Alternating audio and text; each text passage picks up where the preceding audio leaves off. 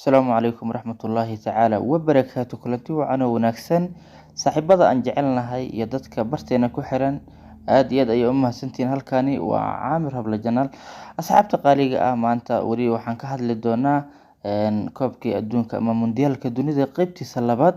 Waxyaabaha aan ka hadli doono waxaa ka mid ah garoomada kala duwan ee lagu qabanayo koobka adduunka, 8 garoon iyo weliba qaadkooda iyo meesha ay ku yaalaan. 8 garoon haddii aan ka bilaabno, garoonka ugu horeeya magaciisa waxaa la dhahaa waa Albayd Stadium. Albayd Stadium waa garoonka uu ka dhacayo furitaanka koobka adduunka ee lagu furayo wadanka Qatar iyo Ecuador ayaa lagu furayaa. Garoonkaasi qaadkiisu waa 60,000 oo taageere ayuu qaadi karaa. Waxa uuna ku yaalaa magaalo la yiraahdo Al Khayr City oo 35 kiiloomitir u jirta magaalada Dowxa. Garoonka labaad waxaa magaciisu waa Lusail Stadium. waa garoonka ugu weyn garoomada, waana garoonka lagu qabanayo finalka koobka ciddii u soo baxdaba. Lusail Stadium wuxuu ku yaalaa magaalo la yiraahdo Lusail City oo 20 kiiloomitir dhanka waqooyi kaga xigta magaalada Dowxa. Garoonka saddexaad waa Axmed bin Cali Stadium. Baaxadda ama qaadkiisu ama inta taageere uu qaado waa 40,000 oo taageere ayuu qaadaa. Waxa uuna ku yaalaa Al Fay meel la yiraahdo oo 20 kiiloomitir dhanka galbeedka ka xigta magaalada Dowxa. Garoonka afraad waa Al Junub Stadium. qaadkiisu isagana waa 40,000 oo taageere. Waxa uuna ku yaalaa Al Wakra meel la yiraahdo oo 22 kiiloomitir dhanka bari ka xigta magaalada Dowxa. Garoonka shanaad waa Al Tamam Stadium. isagana qaadkiisu waa 40,000 oo taageere. Waxa uuna ku yaalaa meel la yiraahdo Al Tamam oo 12 kiiloomitir dhanka koonfurta ka xigta magaalada Dowxa.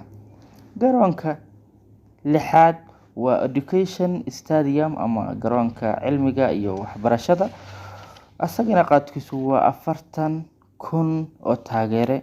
Waxa uuna ku yaalaa Al Rayyan oo 3 kiiloomitir dhanka waqooyi galbeed ka xigta magaalada Dowxa ayuu ku yaalaa.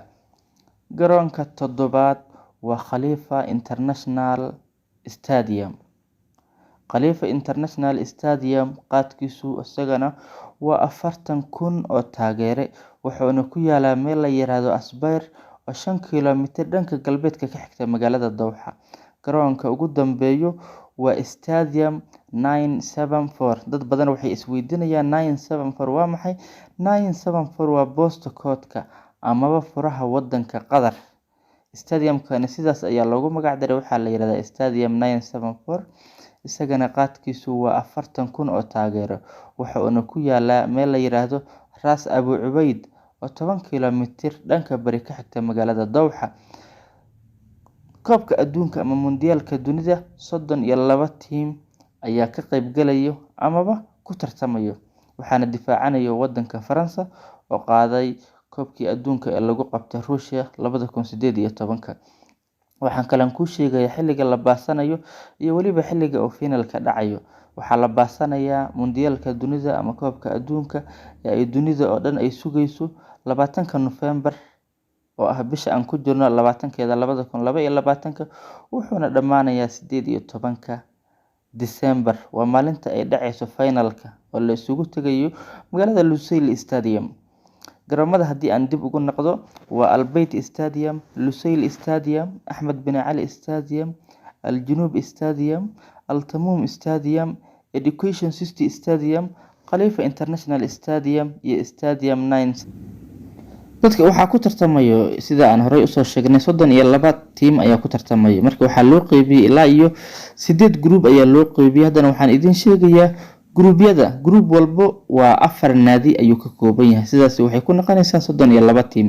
group A waxaa ku jiro Qatar, Ecuador, Senegal iyo Netherlands ayaa ku jiro groupka A.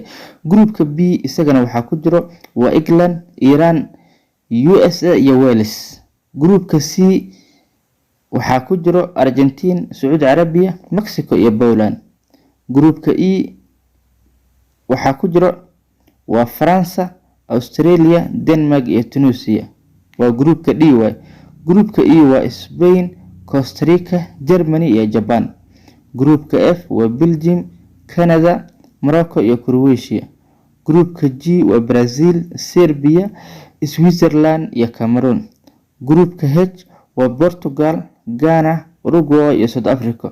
adiga fikirkaaga maxay kula tahay? adiga groupkee ugu adag ayay kula tahay ilaa iyo dhowrkan 8 group? marka hadii naadiga ku guuleysto koobka adduunka muxuu helayaa lacag ahaan imisuu helayaa? kaalinta labaad imisay helaysaa? kaalinta saddexaad imisay helaysaa? intaas ayaan ku sheegayaa. qofka ku guuleysto koobka adduunka oo nasiibkiisa ilaahay ka dhigo wuxuu helayaa 38 milyan oo euro oo u dhiganta 344 karoor.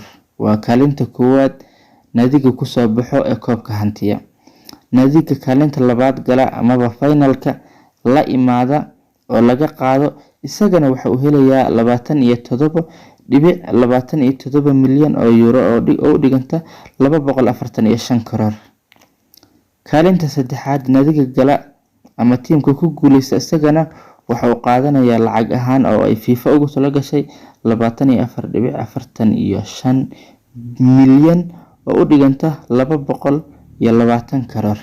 marka intaas ayaan kusoo gabagabeynaya. hadii aad ku cusubtahay channelka subscribe saar. aad u mahadsantahay. assalaamu calaykum.